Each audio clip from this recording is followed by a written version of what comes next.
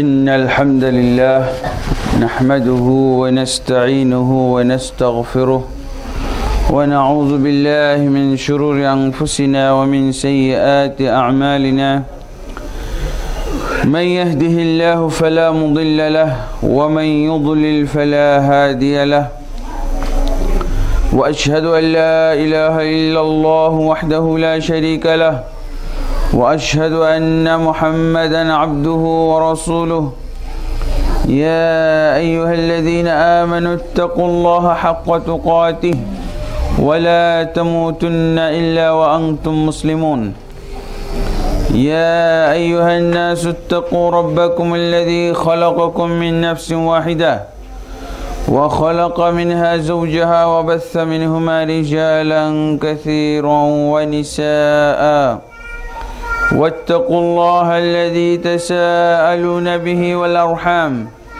إن الله كان عليكم رقيبا يا أيها الذين آمنوا اتقوا الله وقولوا قولا سديدا يصلح لكم أعمالكم ويغفر لكم ذنوبكم ومن يطع الله ورسوله فقد فاز فوزا عظيما أما بعد فإن خير الحديث كتاب الله وخير الهدي هدي محمد صلى الله عليه وسلم وشر الأمور محدثاتها وكل محدثة بدعة وكل بدعة ضلالة وكل ضلالة في النار أما بعد فأعوذ بالله من الشيطان الرجيم بسم الله الرحمن الرحيم قل إن كنتم تحبون الله فاتبعوني يحببكم الله ويغفر لكم ذنوبكم والله غفور رحيم وقال سبحانه ومن الناس من يتخذ من دون الله أندادا يحبونهم كحب الله والذين آمنوا أشد حبا لله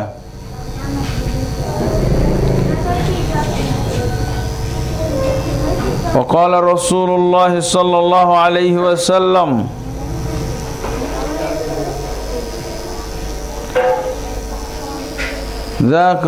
ذاق طعم الإيمان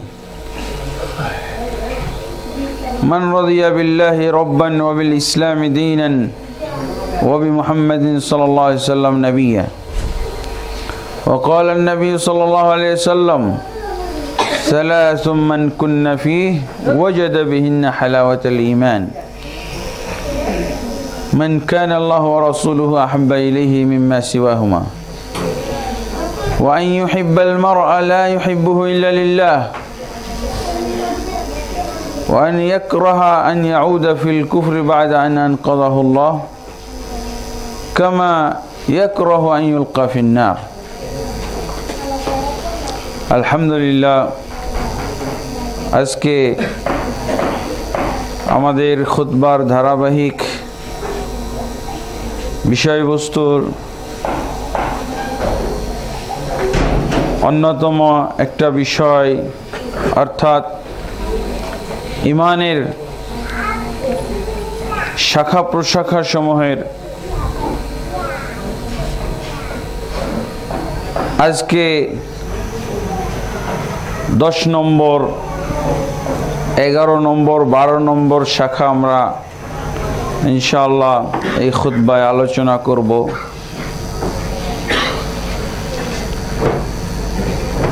ইমাম বাইহাকি রাহিমাহুল্লাহ তিনি আমাদেরকে হাদিসের মাধ্যমে সন্ধান দিয়েছেন সহিহ মুসলিম শরীফের হাদিস যে ইমানের 70টির উপরে শাখা রয়েছে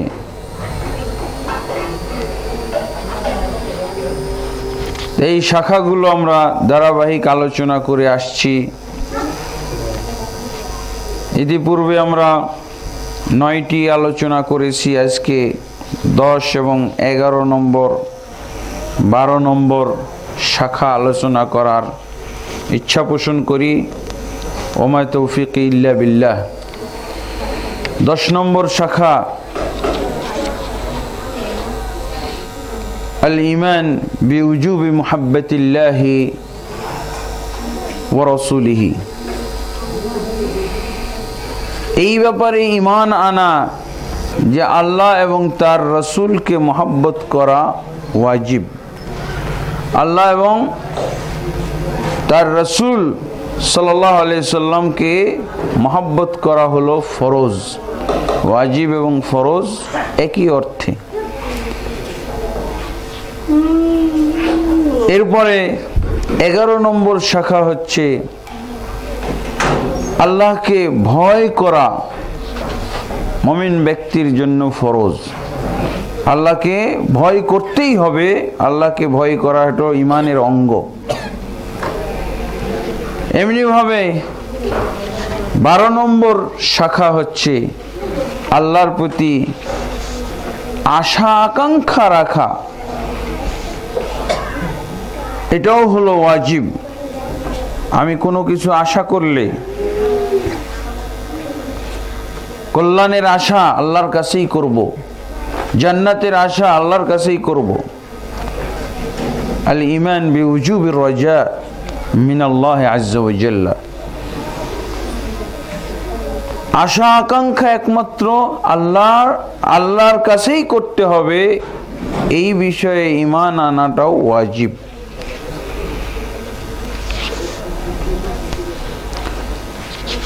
এই 3টা শাখার উপরে আলোচনা করার আমরা ইচ্ছা পোষণ করি এবং আল্লাহ তাবারক ওয়া তাআলার কাছে তৌফিক কামনা করি।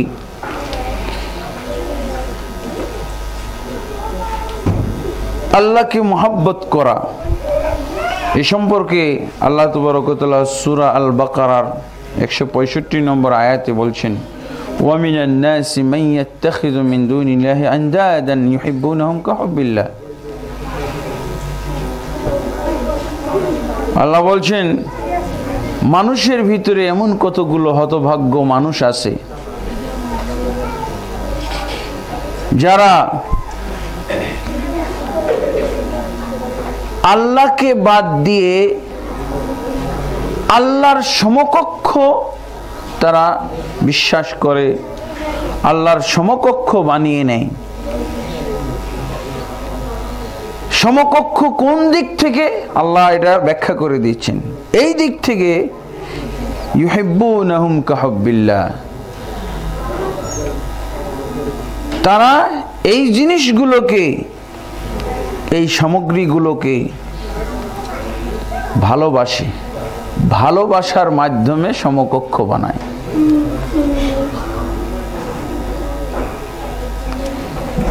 ওয়াল্লাযীনা আমানু আশাদ্দু হুব্বান লিল্লাহ, আর যারা ঈমান এনেছে, যারা মুমিন, তারা সবচেয়ে বেশি ভালোবাসে একমাত্র আল্লাহকে, সমকক্ষদেরকে ভালোবাসে মানুষেরা, এবং ঈমানদাররা সবচেয়ে বেশি ভালোবাসে আল্লাহকে। আর মানুষ অর্থাৎ এখানে উদ্দেশ্য হলো কাফের, মুশরিক, যারা কাফের এবং মুশরিক মানুষ। মানুষ বলতে এই জায়গায় ঈমানদারের পরিপন্থী, যারা ঈমান আনে নাই, কাফের মানুষ, মুশরিক মানুষ, এরা কি করে? আল্লাহর সমকক্ষ নির্ধারণ করে, আল্লাহর মতো করে ভালোবাসে, আল্লাহর মতো, আল্লাহর সমান, আল্লাহর অনুরূপ ভালোবাসলেই সেই ব্যক্তি আর মুসলমান থাকবে না। আল্লাহর রাসূল সাল্লাল্লাহু আলাইহি ওয়াসাল্লামকে জিজ্ঞাসা করা হয়েছিল, সহিহ বুখারী হাদিস, ইয়া রাসূলুল্লাহ আইয়ু যামবি আযমু ইনদাল্লাহ, হে আল্লাহর রাসূল সাল্লাল্লাহু আলাইহি ওয়াসাল্লাম, কোন পাপটি, কোন অপরাধটি, কোন গুনাহটি আল্লাহর কাছে সবচেয়ে বড় গুনাহ? আল্লাহর রাসূল সাল্লাল্লাহু আলাইহি ওয়াসাল্লাম বললেন, আন তাজআলা লিল্লাহি নিদ্দান ওয়া হুয়া খালাকাকা, সবচেয়ে বড় গুনাহ হচ্ছে তুমি আল্লাহর সমকক্ষ বিশ্বাস করো, আল্লাহর সমকক্ষ নির্ধারণ করো, এটা হলো সবচেয়ে বড় গুনাহ। ওয়া হুয়া খালাকাকা, অথচ তিনি তোমাকে সৃষ্টি করেছেন। আল্লাহ তোমাকে সৃষ্টি করেছেন, অথচ সেই আল্লাহর সমকক্ষ নির্ধারণ করো। সমকক্ষ কাকে নির্ধারণ করো বলা হয় না, কি জিনিসকে করো। আয়াতে এখানে বলা হচ্ছে কিসের মাধ্যমে করো, এগুলো কিছুই নাই। আয়াত একটা নির্ধারণ করছে ইউহিব্বুনাহুম কাহুব্বিল্লাহ। যদি কোনো এখন সমকক্ষর এটা সংজ্ঞা হয়ে যেতে পারে যে জিনিসকে আল্লাহর মতো ভালোবাসা হয়, সেই জিনিসটাই সমকক্ষ হয়ে গেল। আর এই সমকক্ষ নির্ধারণ করাটাই আল্লাহ রাসূল সাল্লাল্লাহু আলাইহি ওয়াসাল্লাম বলেছেন সবচেয়ে বড় গুনাহ। সবচেয়ে বড় গুনাহ তাহলে কি পাওয়া গেল? শিরক হয়ে গেল। যেহেতু আল্লাহ রাসূল সাল্লাল্লাহু আলাইহি ওয়াসাল্লাম অন্য জায়গায় ব্যাখ্যা করে দিয়েছেন যে আকবরুল কাবায়ের আল ইশরাকু বিল্লাহ, সবচেয়ে বড় গুনাহ হলো আল্লাহর সাথে শরীক করা, আল্লাহর সমকক্ষ নির্ধারণ করা, আল্লাহর সমান করে ফেলা। সমান করার অনেক দিক আছে, তার মধ্যে একটা দিক হলো মুহাব্বতের ক্ষেত্রে। ওয়াল্লাযিনা আমানু আশাদ্দু হুব্বান লিল্লাহ, যারা ঈমান আনে তারা আল্লাহকে সবচেয়ে বেশি ভালোবাসে। সবচেয়ে যত জিনিস আছে, যত ব্যক্তি আছে, যত বস্তু আছে, যত সামগ্রী আছে পৃথিবীর জমিন এবং আসমানের মধ্যে, সর্বাপেক্ষা ভালোবাসে আল্লাহকে। এটা হলো ঈমান। সবচেয়ে বেশি ভালোবাসা এটা হলো আল্লাহকে সবচেয়ে বেশি ভালোবাসা, এটা হলো ঈমান। আর আল্লাহকে ভালোবাসা, আল্লাহর জাতকে ভালোবাসা, আল্লাহর সিফাতকে ভালোবাসা, আল্লাহর গুণাবলীকে ভালোবাসা, আল্লাহ যা ভালোবাসেন তাকে ভালোবাসা, আল্লাহ যা ভালোবাসেন তা ভালোবাসা। আল্লাহর ভালোবাসা এক জায়গায় শেষ না, খালি শব্দের মধ্যে সীমাবদ্ধ করে দিলে হবে না। আমি আল্লাহকে ভালোবাসি, শেষ। আল্লাহকে ভালোবাসতে হবে, আল্লাহর জাতকে ভালোবাসতে হবে, আল্লাহর সিফাত গুণাবলীকে ভালোবাসতে হবে, আল্লাহর কর্মকে ভালোবাসতে হবে, আল্লাহর নির্ধারণী তাকদীরকে ভালোবাসতে হবে। আল্লাহ যা কিছু ভালোবাসেন তাকে ভালোবাসতে হবে। আল্লাহ যেসব ব্যক্তিবর্গকে ভালোবাসেন তাদেরকে ভালোবাসতে হবে। যে কোনো একটা পয়েন্টে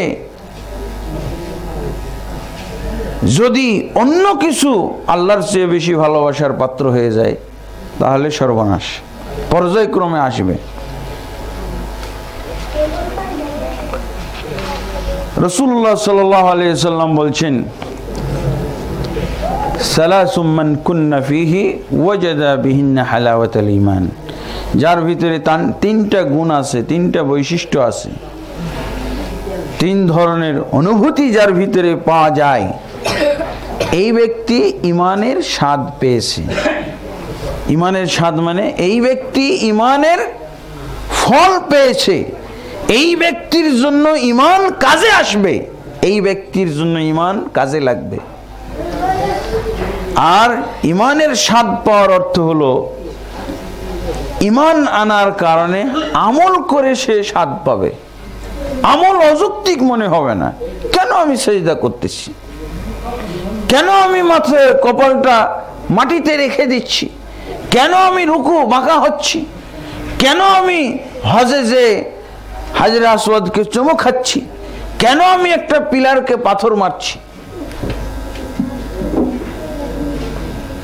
সব কিছুতে সে যুক্তি খুঁজে পাবে। আর যার ভিতরে ঈমান নাই তার কষ্ট লাগবে, কেন এগুলো করছি। স্বাদ পাবে, আমল করে স্বাদ পাবে, কোরআন পড়ে স্বাদ পাবে, কোরআন তেলাওয়াত করে স্বাদ পাবে, সালাত পড়ে স্বাদ পাবে, আরাম পাবে, স্বস্তি পাবে, শান্তি পাবে। রাসূলুল্লাহ সাল্লাল্লাহু আলাইহি ওয়াসাল্লাম বলতেন না বেলালকে, বেলাল আযিন বিস সালাত আকিমিস সালাত ওয়ারিহনি বিসসালাহ, বেলাল আজান দাও, সালাত কায়েম করো, সালাতের আজান দাও, আমাকে শান্তির ব্যবস্থা করে দাও। আরিহনি বিসসালাত, সালাত দ্বারা আমাকে শান্তি দাও। ইমানের মাধ্যমে স্বাদ পাওয়ার কথা। যারা ইমান এনেছে তারা তো আমল করবে, আমল করার কোনো যুক্তিকতা খুঁজে পাই না। কেন আমল করবে? মজা পাই না, শান্তি পাই না, একাগ্রতা আসে না। আল্লাহ রাসূল সাল্লাল্লাহু আলাইহি ওয়াসাল্লাম বলছেন যে যার ভিতরে 3টা গুণ পাওয়া যাবে, এই ব্যক্তি ইমানের স্বাদ পাবে। আমল করবে, আমলে তৃপ্তি পাবে, আকর্ষণ অনুভব করবে, ছুটে যাবে। ওমর ইবনে খাত্তাব রাদিয়াল্লাহু আনহু কি বলছিলেন? ইয়া রাসূলুল্লাহ, যদি জান্নাত পূর্বেই লেখা থাকে, জাহান্নাম পূর্বেই লেখা থাকে, ফাফিমাল আমাল, কি জন্য আমল করব? আমি আসবো না বলে দেখা যায় যে মসজিদে এসে উপস্থিত, আগে এসে উপস্থিত। এই তো আকর্ষণ। 3টা বৈশিষ্ট্য হলো আইয়াকুন আল্লাহ ওয়া রাসূলুহু আহাব্বা ইলাইহি মিম্মা সিওয়াহুমা, যে ব্যক্তির নিকটে আল্লাহ এবং আল্লাহর রাসূল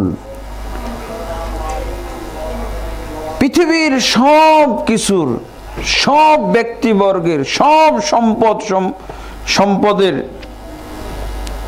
চেয়ে অধিক প্রিয় হবে, যে ব্যক্তির নিকটে আল্লাহ এবং আল্লাহর রাসূল পৃথিবীর সব কিছুর চেয়ে অধিক প্রিয় হবে, এই ব্যক্তি ঈমানের স্বাদ পেয়েছে। ওয়া ইউহিব্বাল মারআ লা ইউহিব্বুহু ইল্লা লিল্লাহ। এবার এসে গেল আল্লাহ যা ভালোবাসেন তাকে যে ভালোবাসে, ইউহিব্বাল মারআ লা ইউহিব্বুহু ইল্লা লিল্লাহ। কোন ব্যক্তিকে ভালোবাসে আল্লাহর স্বার্থে। কেন? এই লোকটা আল্লাহওয়ালা, এই লোকটা পরেজগার, এই লোকটা নামাজি, সালাত আদায়কারী, মুসল্লি, এই জন্য তাকে ভালোবাসে। লা ইউহিব্বুহু ইল্লা লিল্লাহ, একমাত্র আল্লাহর স্বার্থে ভালোবাসে। আর আল্লাহর স্বার্থে ভালোবাসাটা রক্ত সম্পর্কের আত্মীয়র চেয়ে বেশি হয়ে যায়। রক্ত সম্পর্কের যারা আত্মীয় আছে এদের চেয়েও বেশি হবে।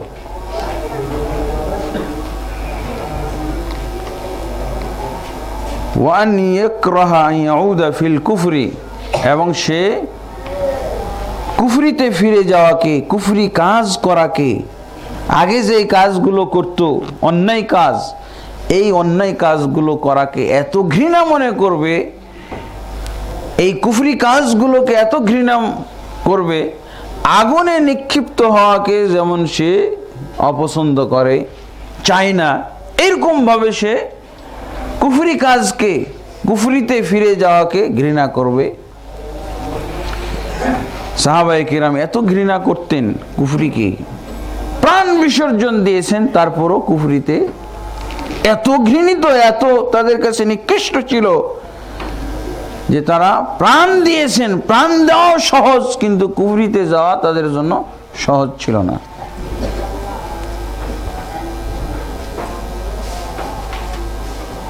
সুমাইয়া, ইয়াসির পরিবারের কথা আমরা চিন্তা করতে পারি, বেলাল বিন আবি রাবাহ তার কথা চিন্তা করতে পারি, খাব্বাব বিন উরাত রাদিয়াল্লাহু আনহুম তাদের কথা চিন্তা করতে পারি। কত নির্যাতন, কিন্তু কুফরিতে ফিরে যাওয়া এত তাদের নির্যাতন, শারীরিক নির্যাতন, প্রাণ বিসর্জন দিয়েছে, তারপরও কুফরিতে ফিরে যায়নি। কেন ফিরে যায় না? মরাতেও স্বাদ পেয়েছে। ইমানের উপরে মরাতেই একটা স্বাদ তারা পেয়েছে দুনিয়াতে। আনাস বিন নদর রাদিয়াল্লাহু আনহু উহুদের যুদ্ধের দিন একাই চলে যাচ্ছেন, কাফেরদেরকে আক্রমণ করতেছেন। যখন দেখলেন রাসূলুল্লাহ সাল্লাল্লাহু আলাইহি ওয়াসাল্লামকে তারা এরকম মারাত্মকভাবে আহত করেছে, তিনি একাই ছুটে চলছেন। একজন তাকে পিছন দিক থেকে ডাকতেছে, এই যেও না, একাই যেও না। তো কি বলছে? ইন্নী আজিদু রিহাল জান্নাতি মিন দুনি উহুদ, ওয়াল্লাহি আল্লাহর কসম আমি এই উহুদের প্রান্তরে জান্নাতের সুবাস অনুভব করতেছি, আমাকে যেতে দাও। মরার আমল, প্রাণ বিসর্জন দেওয়ার আমল, এত আকর্ষণ, বাধা দেওয়া হচ্ছে, বাধা মানছে না।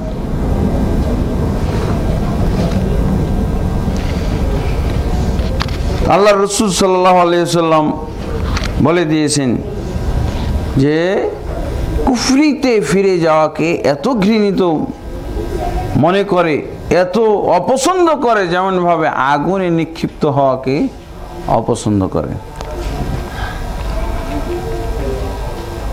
ওমর ইবনুল খাত্তাব রাদিয়াল্লাহু আনহু আল্লাহ রাসূলের একটা হাদিস শোনার পর আল্লাহ রাসূল সাল্লাল্লাহু আলাইহি ওয়াসাল্লাম হাদিস বললেন কি, লা ইউমিনু আহাদুকুম, সহিহ বুখারী মুসলিমের হাদিস, লা ইউমিনু আহাদুকুম হাত্তা আকুনা হাব্বা ইলাইহি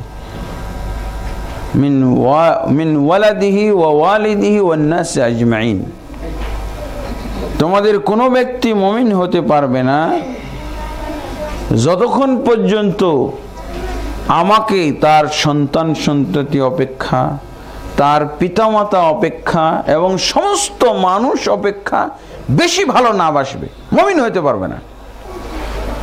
ওমর ইবনুল খাত্তাব রাদিয়াল্লাহু আনহু এটা তো কমপ্লিট করলেন, আল্লাহর চেয়েও বেশি ভালোবাসেন, নিজের সন্তান সন্ততির চেয়েও আল্লাহকে, তার রাসূলকে বেশি ভালোবাসেন, পিতামাতার চেয়েও বেশি ভালোবাসেন, সমস্ত মানুষ অপেক্ষা বেশি ভালোবাসেন। কিন্তু আল্লাহ রাসূল সাল্লাল্লাহু আলাইহি ওয়াসাল্লাম এই হাদিসে একটা কথা উল্লেখ করেননি, কি, নিজের চেয়েও বেশি ভালোবাসা। আমরা তো মনে করতাম যাক বেঁচে গেছি, এইটা না বলাতে আমরা বেঁচে গেছি, কারণ নিজের জানটা সবার কাছে সবচেয়ে বেশি প্রিয়, সবার চেয়ে, সবকিছুর চেয়ে বেশি প্রিয়। তো যেহেতু ঈমান আমার হয়ে যাচ্ছে, ঈমান আমার অর্জন হয়ে যাচ্ছে সন্তান সন্ততির চেয়েও বেশি ভালোবাসার মাধ্যমে, পিতামাতার চেয়েও বেশি ভালোবাসার মাধ্যমে, সমস্ত মানুষ অপেক্ষা বেশি ভালোবাসার মাধ্যমে, এটা কমপ্লিট করে ফেলেছে।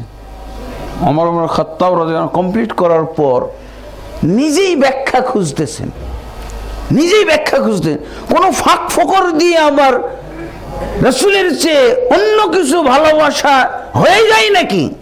খুঁজে বের করলেন কি, যে নিজেকে ভালোবাসার কথা তো বলে নাই।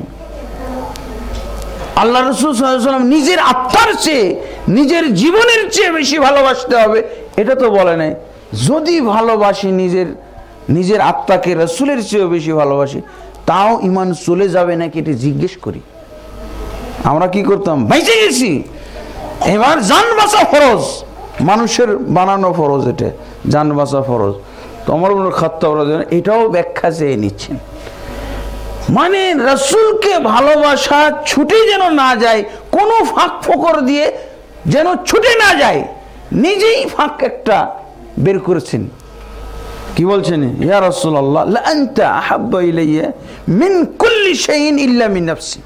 হে আল্লাহর রাসূল, একটা বিষয় আমি স্পষ্ট হয়ে যাচ্ছি, আমি ক্লিয়ার হতে চাই, আমি এই শর্ত পূর্ণ করে ফেলেছি, পৃথিবীর সব কিছুর চেয়ে আমি আপনাকে বেশি ভালোবাসি, ঘোষণা, ইল্লা মিন নাফসি, তবে আমার নিজের আত্মার, নিজের জীবনের চেয়েও বেশি ভালোবাসতে পারছি না। আমার কি ঈমান থাকবে? আল্লাহ রাসূল সাল্লাল্লাহু আলাইহি ওয়াসাল্লাম এবার যোগ করে দিলেন, তিনটা ছিল এবার যোগ করে দিলেন, লা ইউমিনু আহাদুকুম হাত্তা আকুনা হাব্বা ইলাইহি মিন নাফসিহি।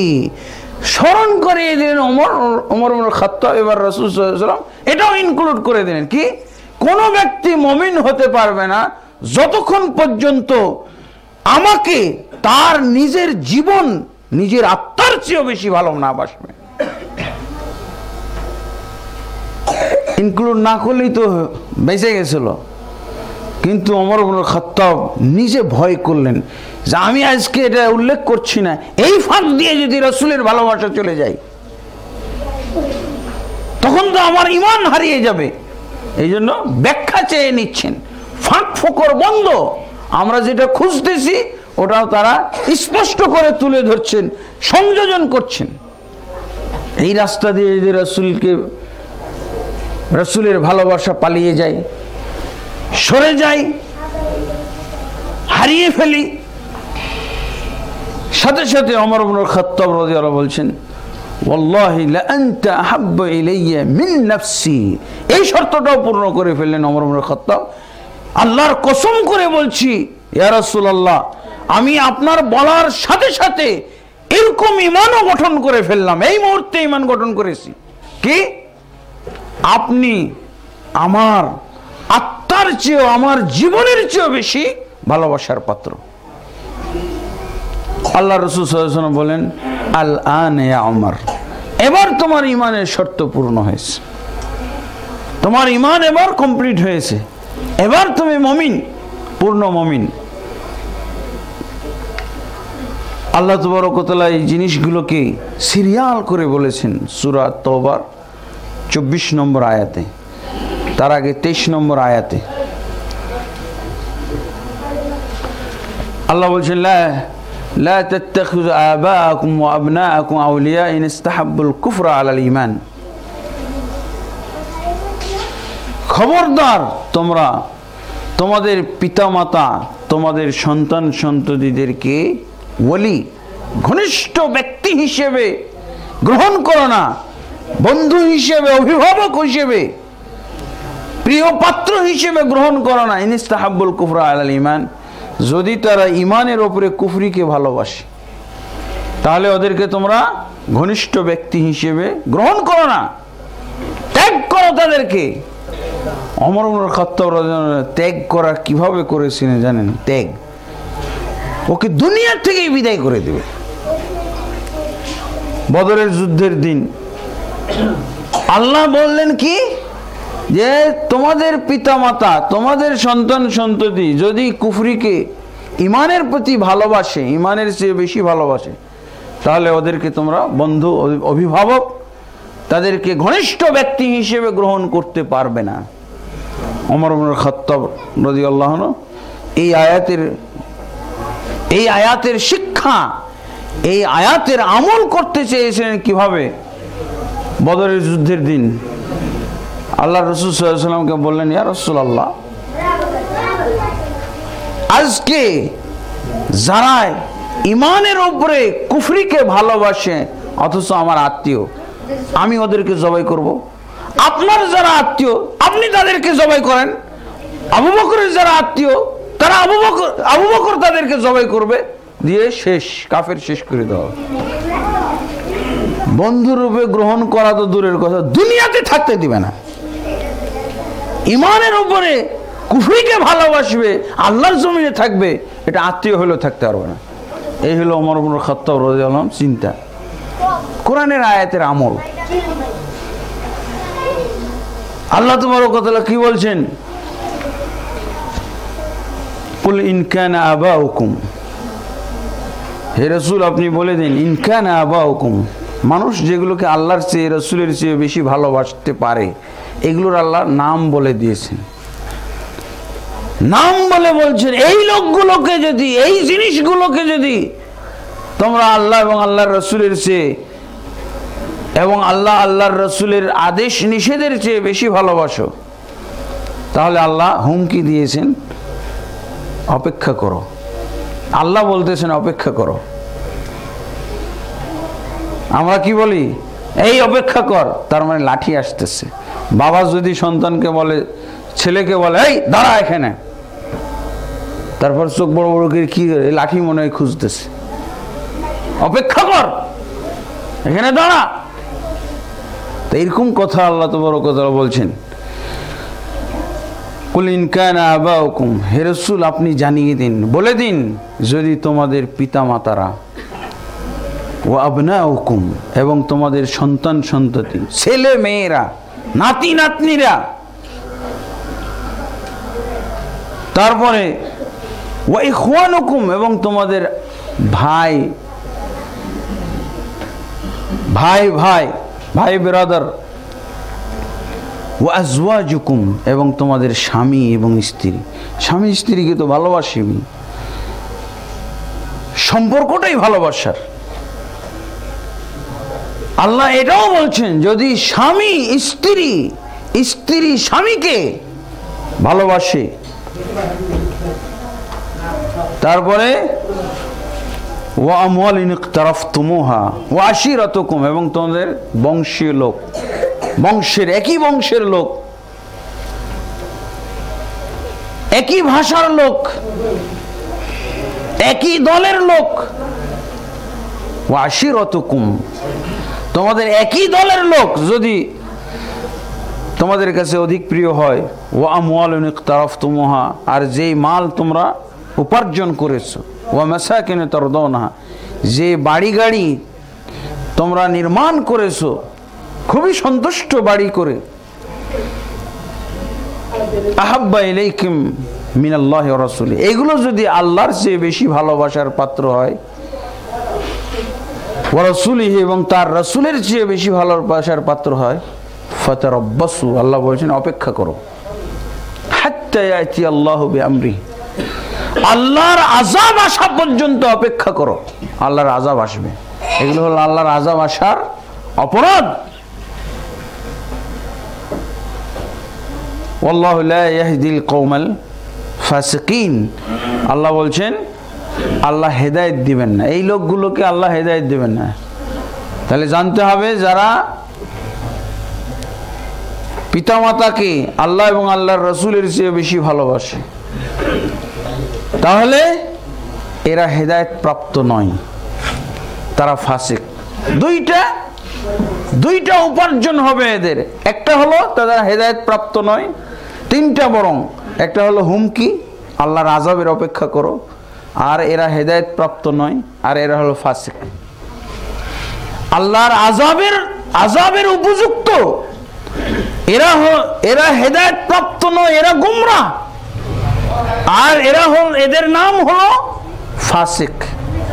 ফাসিক অনেক সময় কাফের হওয়ার পর ফাসিক হয়।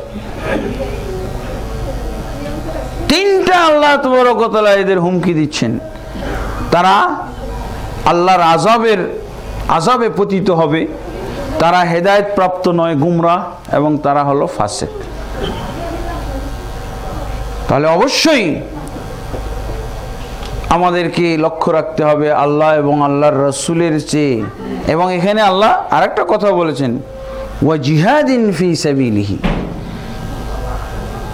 আহাব্বা ইলাইকুম মিনাল্লাহি ওয়া রাসূলিহি ওয়া জিহাদিন ফি সাবিলিহি, আল্লাহ এবং আল্লাহর রাসূলের চেয়ে যদি বেশি ভালোবাসার পাত্র হয় এগুলো, এমনকি জিহাদ ফি সাবিলিল্লাহ, আল্লাহর রাস্তায় জিহাদের চেয়েও যদি এগুলোকে ভালোবাসে। জিহাদ মানে তো চূড়ান্ত পর্যায় হলো প্রাণ বিসর্জন দেওয়া, জিহাদের চূড়ান্ত পর্যায়। এই মরে যাওয়া কি বলে, আত্মত্যাগ, প্রাণ বিসর্জন দেওয়া চেয়ে যদি পিতামাতাকে বেশি ভালোবাসতে হবে শহীদ হওয়াকে। দেখছেন কঠিন কথা, শাহাদাতের আমলকে বেশি ভালোবাসতে হবে পিতামাতার চেয়ে, মরে যাওয়াকে ভালোবাসতে হবে আল্লাহর দ্বীনের জন্য, আল্লাহর মহব্বতের জন্য। আল্লাহকে মহব্বত করতে হলে তো আল্লাহ এখানে একটা আইটেম বলছেন, জিহাদ ফি সাবিলিল্লাহ, আল্লাহকে তুমি মহব্বত করো দেখি, তা আল্লাহর আদেশ এটা, আল্লাহর আদেশকেও মহব্বত করতে হবে। আল্লাহর আদেশ মানে জিহাদিন ফি সাবিলিহি, মরে যাওয়াটাকে যদি ঘৃণা করে কেউ, প্রাণ বিসর্জন দেওয়াটাকে যদি পিতামাতার চেয়ে কম মূল্যায়ন করে, সন্তান সন্ততির চেয়ে, তাহলেও এই তিনটা হুমকি, আল্লাহর আযাব, গুমরাহ থেকে যাওয়া, আর একটা ফাসিক অবস্থা মধ্যে থাকা। আল্লাহ তাবারক ওয়া তাআলা এইভাবে তুলনা করে বলেছেন, আও আশিরাতুকুম, আশিরা ব্যক্তি শেষ করেছেন, ব্যক্তিবর্গের আলোচনা শেষ করেছেন, আও আশিরাতুকুম, তোমাদের দল, দলীয় লোক, দলের নেতা, দলের নেত্রী যদি আল্লাহ এবং আল্লাহর রাসূলের চেয়ে বেশি ভালোবাসা পাত্র হয়, তাহলে এই তিনটা, একটা হলো আল্লাহর শাস্তি, আল্লাহর আযাব, গুমরাহ, ফাসিক।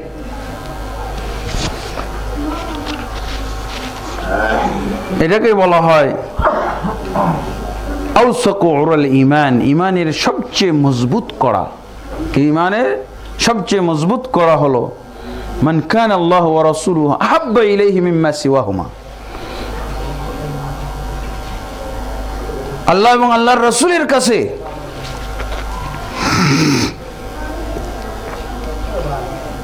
আল্লাহ এবং আল্লাহর রাসূল সর্বাপেক্ষা প্রিয় পাত্র হবে, ওই ব্যক্তি হলো মজবুত ইমানদার, ওই ব্যক্তি হলো ইমানদার। আউসাকু উরুল ঈমান আল হুব্বু ফিল্লাহ ওয়াল বুগযু ফিল্লাহ। ইমানের মজবুত হাতল করা হলো আল্লাহর স্বার্থে কাউকে ভালোবাসা, আল্লাহর স্বার্থে কাউকে ভালোবাসা ত্যাগ করা, কারো সাথে সম্পর্ক ছিন্ন করে ফেলা।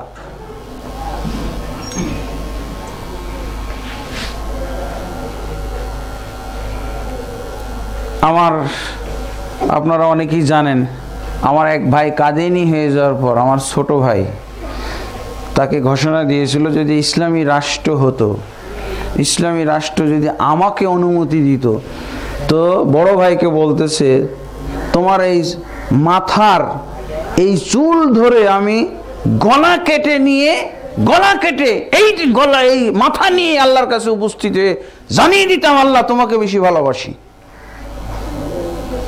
এভাবে তার সামনে ঘোষণা দিয়েছে। শুধু কাদিয়ানী হয়েছে তাই, কাদিয়ানীদের আকীদা অবলম্বন করাতে তাকে এই ঘোষণা দিয়ে দেওয়া হয়েছে। অবশ্য পরিবারের সকলের পক্ষ থেকে একই ঘোষণা গেছে, তার সাথে কোনো সম্পর্ক নাই। এখন অনুভব করি একজন কখনো পরিচিত না কিন্তু মুসলিম, সে ভালো, এই ভাইটাই যেন পর হয়ে গেছে। তার সাথে মহব্বত একটু অনুভব করি, কিন্তু উনি অসুস্থ হয়ে পড়ে আছে, একটা 12 মন চাই না যে তার কোনো সেবা শুশ্রূষা, তার জন্য একটা ট্যাবলেট পাঠাই, একটি টাকা তার জন্য পাঠাই, ঘৃণা হয়। আপন সহোদর ভাই, হয়তো তারা মনে করতেছে যে আমরাই খাঁটি মুসলিম, আহমদী মুসলিম জামাত, তারা নিজেদেরকে কিন্তু ঠিকই মনে করে যে তারাই জান্নাতি কেবল, এবং তারাই এই পৃথিবীতে খাঁটি মুসলিম। নিজ দাবিতে এবং নিজেদের বুঝ অনুযায়ী তারা নিজেদেরকে এরকম খাঁটি মনে করে। নাউজুবিল্লাহ। তারা সহিহ হাদিসের কিছু জাল হাদিস তারা অবলম্বন করেছে, আর সহিহ হাদিসের জাল ব্যাখ্যা, সহিহ হাদিসের জাল নির্দেশনা। জাল হাদিস হলো কি, লা নবিয়্যা বা'দি ইল্লা আন ইয়াশা আল্লাহ, আমার পরে কোনো নবী হবে না তবে আল্লাহ যদি চায়। কোরআনের অপব্যাখ্যা আর জাল হাদিস, আর সহিহ হাদিসের জাল অর্থ, জাল মর্ম, তিনটা হলো ওদের সম্পদ। কোরআনের বিকৃতি অপব্যাখ্যা, এই সমর্থন নিয়ে এগিয়ে যায়। আর একটা হলো জাল হাদিস, আর হলো সহিহ হাদিসের জাল অর্থ মর্ম খুঁজে বের করা। এই হলো তিনটার উপরে ভর করে পুরা কাদিয়ানী সমাজ চলতেছে। কোরআন ভালোবাসে না তা না, আল্লাহও ভালোবাসে, রসুলও ভালোবাসে, কোরআন ভালোবাসে, হাদিস ভালোবাসে, কিন্তু ওদের মতো করে ভালোবাসে। এটাকে হক্কানি পৃথিবীর সমস্ত আলেম আহলে সুন্নাহ ওয়াল জামাত তাদেরকে একেবারে নির্দ্বিধায় নিঃসংকোচে কাফির বলেছেন, মুরতাদ বলেছেন। বাস।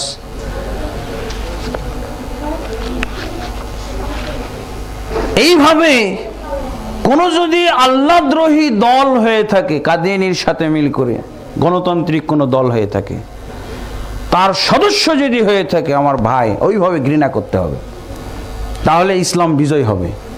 তাহলে ইসলামের আসল স্বকীয়তা আমরা বুঝতে পারবো। আল্লাহদ্রোহী আমাদের বাংলাদেশে 90% মুসলিম ধারণা করা হয়, আর 10% কাফের। এই 10% কিন্তু 90% মুসলিমদেরকে পরিচালনা করতেছে কুফরি নিয়ম দিয়ে। কুফরি নিয়ম দিয়ে 10% কাফেররা 90% মুসলমানকে পরিচালনা করতেছে, এই বিশ্বাস করতে হবে। এই কাফেররা আমাদের প্রেসিডেন্টকে পরিচালনা করতেছে, প্রধানমন্ত্রীকে, মন্ত্রীকে, এমপিকে, পুরা রাষ্ট্রকে পরিচালনা করছে 10% কাফের। বলেন যে মুসলমান করতেছে। মুসলমান করলে, মুসলমানের কি আইনের গ্রন্থ এটা যেগুলো প্রয়োগ করতেছে? মুসলমানের সংবিধান হলো কোরআন এবং সুন্নাহ। আপনি খেয়াল করে দেখেন, যেসব সংবিধান দিয়ে আমরা এই সমাজ পরিচালনা করতেছি, নিজেরা পরিচালিত হচ্ছি, অন্যকে পরিচালনা করতেছি, এগুলো কি কাফেরদের নিয়ম কানুন, বানানো নিয়ম কানুন না? কাফেরদের নিয়ম কানুনগুলোকে যদি বলেন এগুলো ইসলামের নিয়ম কানুন, ডবল কুফরি হবে এটা। এগুলোকে যদি ইসলামী নিয়ম কানুনই চলতেছে, মুসলমান চালাইতেছে বলে এগুলোকে যদি ইসলামী নিয়ম কানুন বলা হয়, তাহলে ডবল কুফরি এটা। কাফেরদের বানানো নিয়ম কানুন, আর কাফের বানাক আর কোনো মুসলমান নিজে নিয়ম কানুন যদি বানায়, কোরআন হাদিস থেকে না নিয়ে যদি চলে, তাহলে ওটা তো কোনো মূল্যই নাই। তা আমাদেরকে অবশ্যই মহব্বত করতে হবে আল্লাহ এবং আল্লাহর রসুলকে।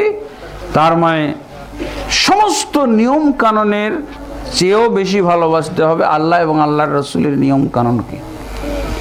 আল্লাহ এবং আল্লাহর রসুলের নিয়ম কানুন, তাহলে কোনো ব্যক্তি দাবি করতে পারে ইমানদার, ইমানের শাখা। এই জন্যই ইমাম বাইহাকি রাহিমাহুল্লাহ নির্ধারণ করেছেন আল্লাহকে এবং তার রসুলকে মহব্বত করা হলো ফরজ। এই বিশ্বাস যারা করবে তাদের ভিতরে ইমান আছে।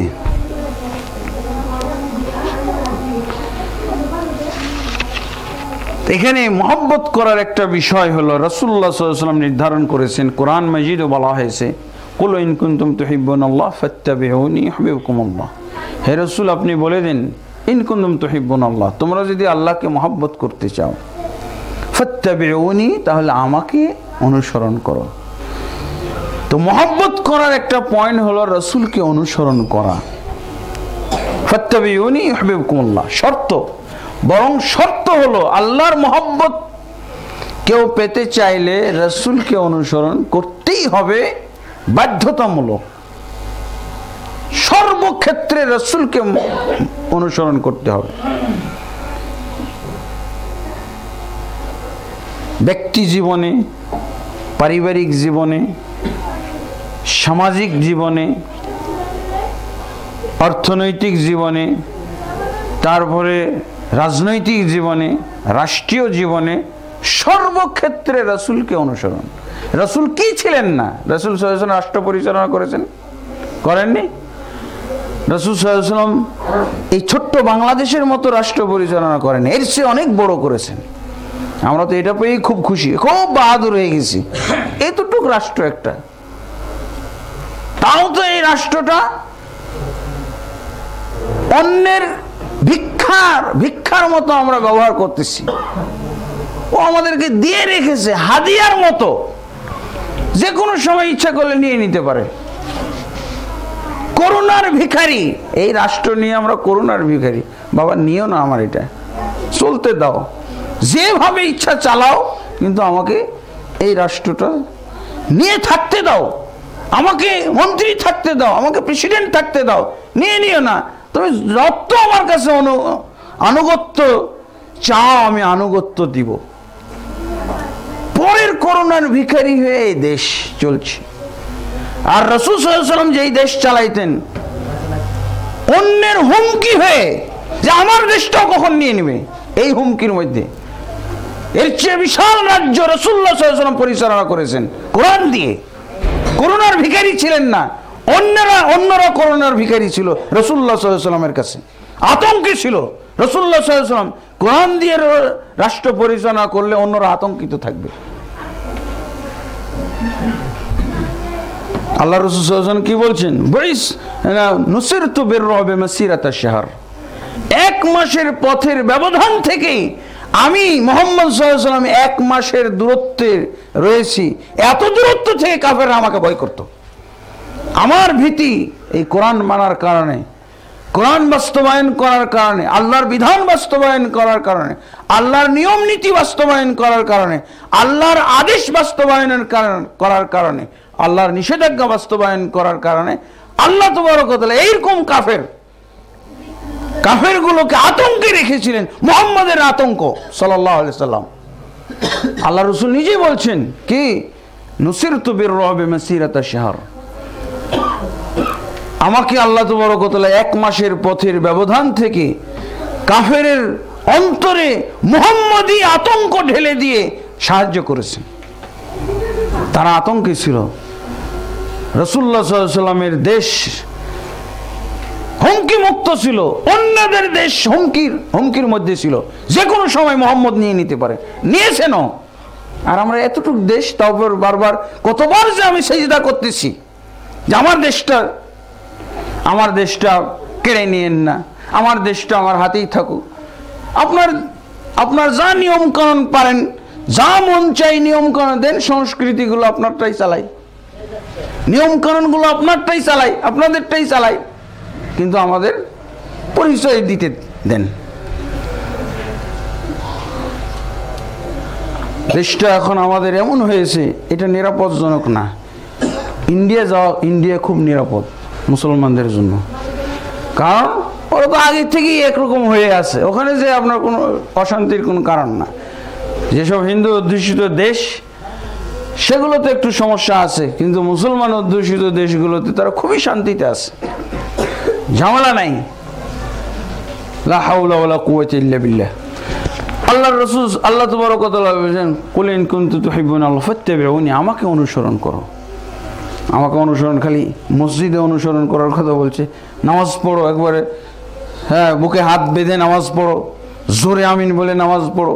সব জায়গায় রাসূলুল্লাহ সাল্লাল্লাহু আলাইহি ওয়াসাল্লাম যা করেছেন, রাষ্ট্র পরিচালনা করেছেন, মসজিদে ইমামতি করেছেন, রাসূলুল্লাহ সাল্লাল্লাহু আলাইহি ওয়াসাল্লাম জিহাদ যুদ্ধ পরিচালনা করেছেন, রাসূলুল্লাহ সাল্লাল্লাহু আলাইহি ওয়াসাল্লাম বাজার পরিচালনা করেছেন, বাজার তদারকি করেছেন, পণ্য তদারকি করেছেন, ভেজাল নির্ভেজাল তদন্ত করেছেন বাজারে যে রাসূলুল্লাহ সাল্লাল্লাহু আলাইহি ওয়াসাল্লাম।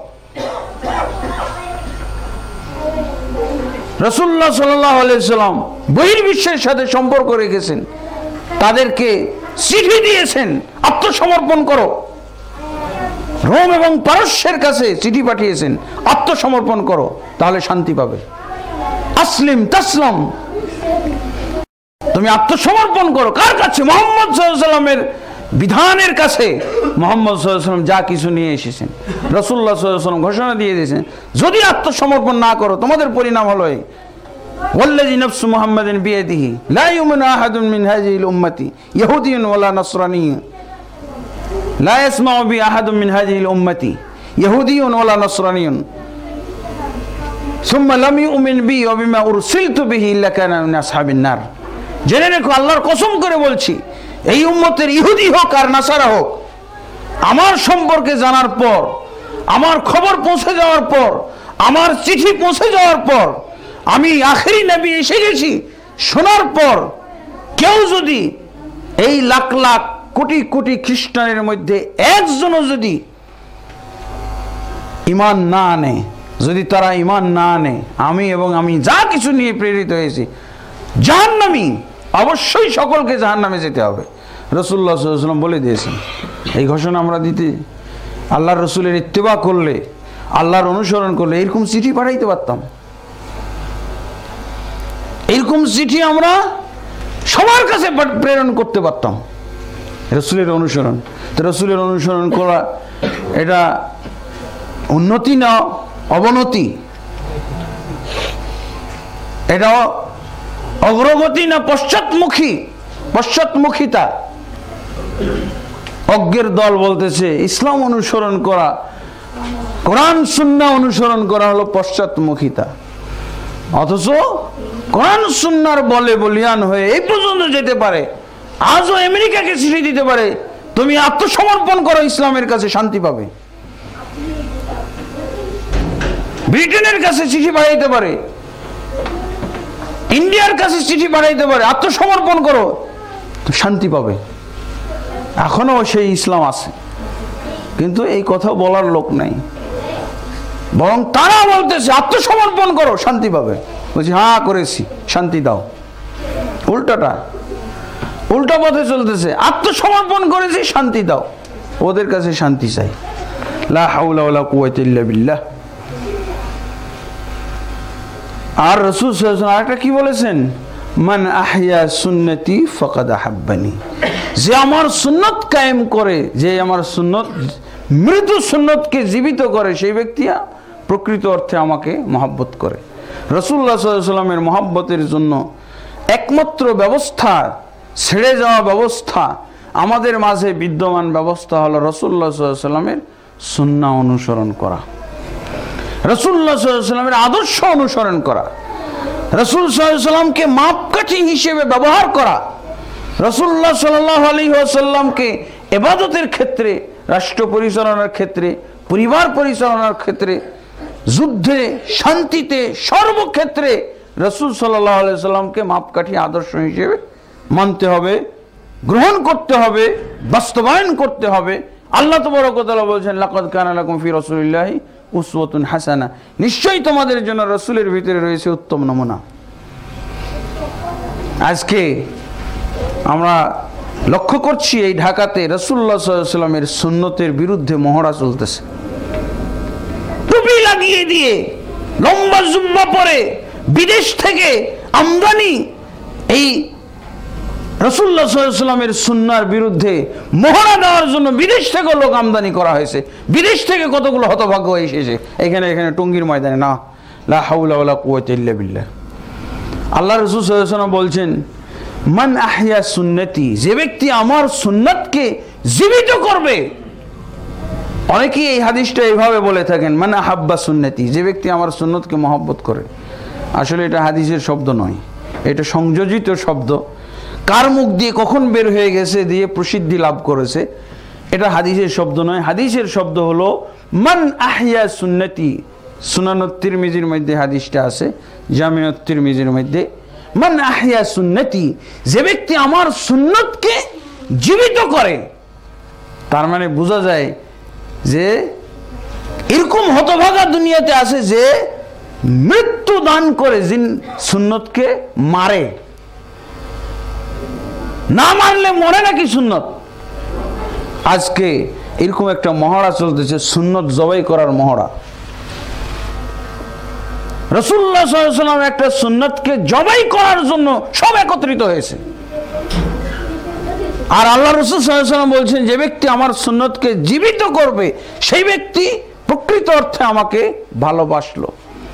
ভালোবাসে। ওয়ামান আহাব্বানি, এবং আমাকে যে ব্যক্তি মহব্বত করবে সে ব্যক্তি আমার সাথে জান্নাতে থাকতে পারবে।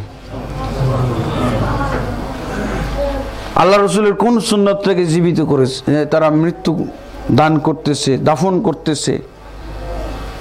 রাসূলুল্লাহ সাল্লাল্লাহু আলাইহি ওয়াসাল্লাম বলছেন সহিহ বুখারী হাদিস, লা তুশাদ্দুর রিহাল লা তাশুদ্দুর রিহাল, সহিহ বুখারী মুসলিমে আছে, খবরদার তোমরা সফর করে যেও না। বুঝাই যাচ্ছে ইবাদতের জন্য। কেন? তিনটা মসজিদের কথা বলছেন। লা তাশুদ্দুর রিহাল ইল্লা ইলা সালাসাতি মাসাজিদ, তোমরা বাহন প্রস্তুত করো না, গাড়িতে তেল মোবিল ঢেলে দিও না, টিকিট কাটো না, গাড়ি রেডি করো না, সফরের প্রস্তুতি নিও না, একমাত্র তিনটি মসজিদ ছাড়া। তিনটি মসজিদ ছাড়া, তাহলে তিনটি মসজিদে যেতে বলছেন। পৃথিবীর মধ্যে আল্লাহ রাসূল সাল্লাল্লাহু আলাইহি ওয়াসাল্লাম নির্ধারণ করলেন জায়গা তিনটা মসজিদকে, এই তিনটা মসজিদ ছাড়া আর কোথাও সফর করা যাবে না। তিনটার অর্থ কি চতুর্থটা করা যাবে? তিন একটা নির্দিষ্ট সংখ্যা না? আমি বারবার এই জন্য ব্যাকরণ হিসেবে উল্লেখ করি যে ইবাদত এবং আমলের ক্ষেত্রে একটা ব্যাকরণ হলো সংখ্যা ভিত্তিক ইবাদত আমল করা। যেই সংখ্যা রাসূল সাল্লাল্লাহু আলাইহি ওয়াসাল্লাম বলে দিয়েছেন, এই সংখ্যা একেবারে বাধ্যতামূলক পালন করা, এই সংখ্যা পূর্ণ করা। এই সংখ্যা কমানো যাবে না, বাড়ানো যাবে না। কমানো যাবে না। কেউ যদি বলে যে না 2টা মসজিদে যাওয়া যাবে, মসজিদুল আকসা বাদ, ওটা ইহুদিদের হাতে চলে গেছে, ওটা বাদ, এটা বাদ দেওয়া যাবে না। এখন মুসলমান সেখানে সালাত পড়ে, যেতে চাইলে যেতে পারবে, যাওয়াতে কোনো বাধা নেই। 500 সওয়াব, 500 নামাজের 500 সালাতের সওয়াব পাবে সহিহ হাদিস অনুযায়ী মসজিদুল আকসাতে পড়লে। মসজিদুল নববীতে যদি কেউ পড়ে 1000 সালাতের সওয়াব পাবে এক সালাতে। মসজিদুল হারামে, এগুলো সহিহ হাদিস অনুযায়ী, মসজিদুল হারামে 1 লাখ সালাতের সওয়াব পাবে এক সালাত পড়ে। এই জন্য এগুলোতে সওয়াব দেখছেন, শুধু সওয়াব আর সওয়াব সালাত পড়লে। আল্লাহ রাসূল সাল্লাল্লাহু আলাইহি ওয়াসাল্লাম বলছেন এইরকম চতুর্থ কোথাও যাওয়া যাবে না। সংখ্যা ভিত্তিক অনুসরণ হলো চতুর্থ কোথাও যাওয়া যাবে না ইবাদত এবং আমলের। এই হাদিস, এই সুন্নাহকে দাফনের মহড়া চলতেছে, আজকে দাফন করতেছে লাখ লাখ মানুষ সেখানে একত্রিত হয়ে। তাও এই সুন্নাত দাফন তারা উদ্বোধন করেছে জুমা দিয়ে। না, লা হাওলা ওয়ালা কুওয়াতা ইল্লা বিল্লাহ। কে যে ইমাম আছে, কোথায় ইমাম, মুক্তাদি কত দূরে আছে, কোথায় আছে, কি করতেছে না করছে, একই সালাতের ভিতরে কোনো ঠিক ঠিকানা নাই। এটা হলো হুসুকে বাঙালি যদি কোনো ধর্ম থেকে থাকে, এই হলো তাবলিগ জামাতের এটা হলো হুসুকে বাঙালির ধর্ম। বাস ওরা যাচ্ছে, কেন যাচ্ছে, কিছু না পাওয়া গেলে কেন যাচ্ছে, আমিও যাই। শয়তান তাদের মাথা একবারে অটো একটা বুঝ তৈরি করে দিয়েছে, কোনো ওয়াজ লাগে না, দেখেই সব বহর ছুটতেছে, কোনো ওয়াজ নসিহত লাগে না। অনেক আছে হতভাগা, এদেরকে কেউ ওয়াজও করেনি, এমনি যাইতেছে। মানুষ এই যে খেয়াল খুশির পূজারি হয় কি করে, কে বললো ওকে এখানে এত সব, অনেকে জানেও না কি আছে না আছে, এমনি যাইতেছে, এমনি যাইতেছে। এটা হলো রাসূল সাল্লাল্লাহু আলাইহি ওয়াসাল্লামের সুন্নতকে দাফন করার। ওই যে আল্লাহ রাসূল বলেন, যে ব্যক্তি আমার সুন্নতকে জীবিত করবে, তো মারার লোক তো থাকতে হবে। এই সবগুলো হলো মারার লোক, রাসূলের সুন্নত মারা লোক, রাসূলের সুন্নত হত্যাকারী। আপনি যদি দেখতে চান রাসূলের সুন্নত হত্যাকারী, আপনি এখনই চলে যান গাড়ি ভাড়া করে, আপনি ইবাদতের যাবেন না, সুন্নত হত্যাকারী।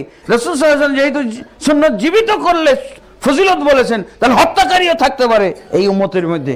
তো হত্যাকারীদেরকে দেখা যাবে ওখানে, লাখে লাখে, পালে পালে, দলে দলে তারা এসে ওখানে জমা হয়েছে। এবং উদ্বোধন করতে জুমার নামাজ নষ্ট উদ্বোধন, জুমার নামাজ নষ্টের মাধ্যমে কর্মসূচি উদ্বোধন, লা হাওলা ওয়ালা কুওয়াতা ইল্লা বিল্লাহ। এই দলটাকে সৌদি আরবের আলেম ওলামারা তাদের লিখনি, তাদের বই পুস্তক, তাদের আকীদা এবং তাদের চিন্তাধারা এগুলো পর্যালোচনা করে বলেছেন যে 72টা গুমরাহ জাহান্নামী দলের মধ্যে একটা দল, এদের সাথে সম্পৃক্ত হওয়া নাজায়েজ, হারাম, এদের সাথে সময় দেওয়া হারাম। এরা হলো জাল হাদিস জীবিতকারী এবং রাসূলুল্লাহ সাল্লাল্লাহু আলাইহি ওয়াসাল্লামের সুন্নাত হত্যাকারী, একটাই পরিচয়। এবং আরেকটা পরিচয় তারা বলে থাকে, অন্ধকে পথ দেখানোর যদি কোনো নজির থেকে থাকে তাহলে এই লোকগুলোকে দেখতে পারো। অন্ধকে পথ দেখাইলে কি হবে, দুজনই খালে পড়বে। এরা যাদেরকে হেদায়েত করতেছে এদেরকে নিয়ে জাহান্নামে যাবে, এদেরকে নিয়ে জাহান্নামে যাবে। এই হলো অন্ধকে পথ দেখানো, এছাড়া অন্য কোনো পরিচয় এদের নাই। কোরআন এবং সুন্নাহ হাদিস ভিত্তিক কোনো পরিচয় আর নাই, তাদের আসল পরিচয় হলো এটা।